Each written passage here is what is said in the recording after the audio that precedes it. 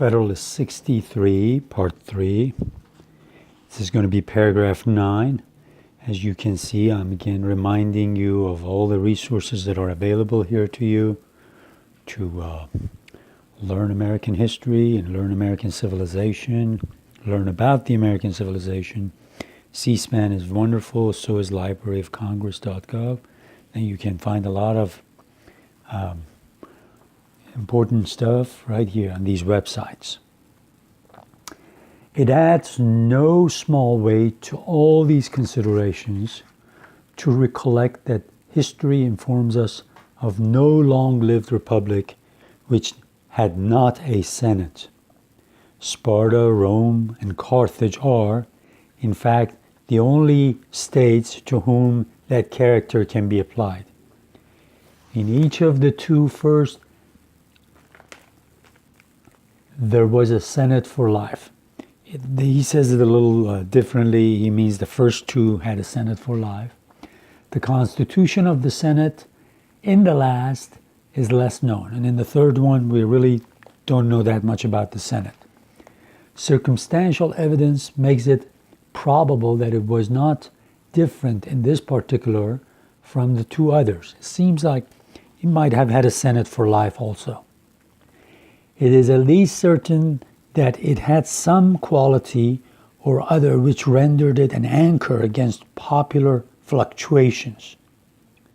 Again, remember he's focusing on the fact that Senate will bring some stability.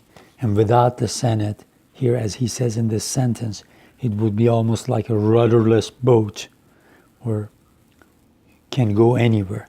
So when he says it'll be an anchor against popular fluctuations, as you remember from the past part, Madison is saying that Senate will stop the House of Representatives to go too far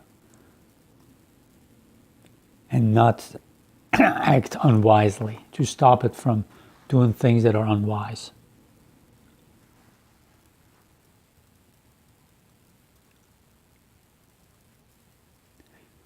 And that a smaller council drawn out of the Senate was appointed not only for life, but filled up vacancies itself. These examples, though as unfit for the imitation as they are repugnant to the genius of America, are notwithstanding, when compared with the fugitive and turbulent existence of other ancient republics, very instructive proofs of the necessity of some institution that will blend stability with liberty. I am not unaware of the circumstances which distinguish the American from other popular governments, as well ancient as modern, and which render extreme circumspection necessary in reasoning from one case to the other. But after allowing due weight to this consideration, it may still be maintained that there are many points of similitude which render these examples not unworthy of our attention. Many of the defects, as we have seen, which can only be supplied by a senatorial institution, are common to a numerous assembly, frequently elected by the people and the people themselves. So he keeps on referring to the House of Representatives and the state, lower branch of the state legislatures, that because they were getting elected every 6 months or every year, there was always tumult, stability in law was not there, and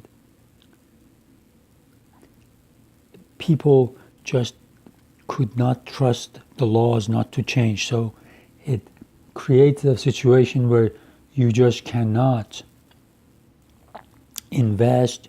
You don't know how things are going to turn out. So you just don't look at the future in a hopeful sense.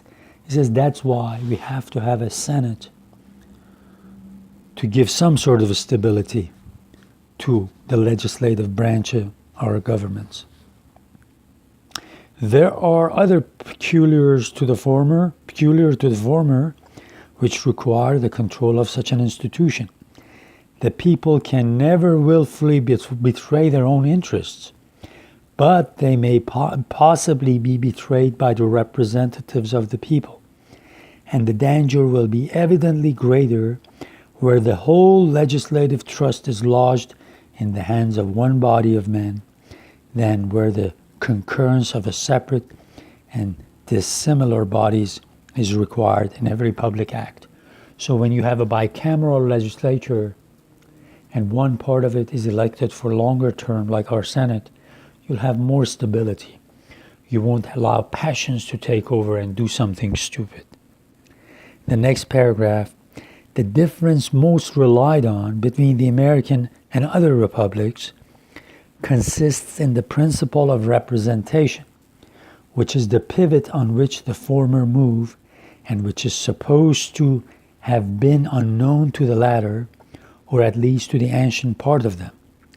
The use which have been made of this difference in reasoning contained in former papers will have shown that I am disposed neither to deny its existence nor to undervalue its importance. I feel the less restraint, therefore, in observing that the position concerning the ignorance of the ancient governments on the subject of representation is by no means precisely true in the latitude commonly given to it. Without entering into a disposition which here would be misplaced, I will refer to a few known facts in support of what I advance. As I told you in the previous part, since this is the last paper that Madison writes, he continuously refers to his previous papers because he wants to posterity, for us, for future generations to know that he had a hand in this. And as I've told you before, the two important things that he did, one was studying the ancient and modern confederations. He did that in 1786 and wrote a memorandum to himself.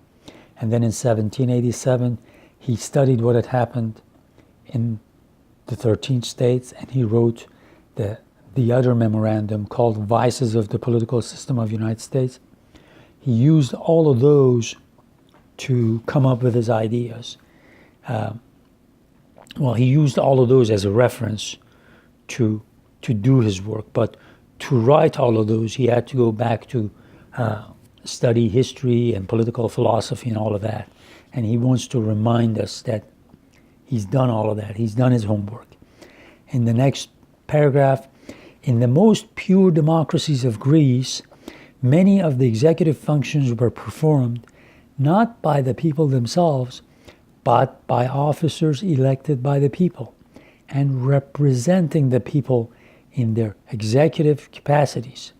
Now remember, this is kind of a second look at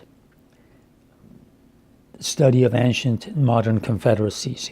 He's just going back to those and he's reminding of what he wrote in Federalist 18, 19, 20. Federalists 18, 19, and 20. And then the next paragraph, prior to reform of Solon, Athens was governed by 9 archons, annually elected by the people at large. The degree of power delegated to them seems to be left in great obscurity. It's not really obvious. Subsequent to that period, we find an assembly, first of 4 and afterwards of 600 members, annually elected by the people and partially representing them in their legislative capacity, since they were not only associated with the people in the function of making laws, but had the exclusive right of originating legislative propositions to the people. The Senate of Carthage also, whatever might be its power or the duration of its appointment, appear to have been elective by the suffrages of the people. Similar instances might be traced in most, if not all, the popular governments of antiquity. As you remember, as I told you, he uses the works very famous popular works back then, histories and biographies written by Thucydides and Polybius, when he's talking about ancient Rome, ancient Greece. So very well read, very, very well read. So I better stop here, and I will continue in part 4 shortly.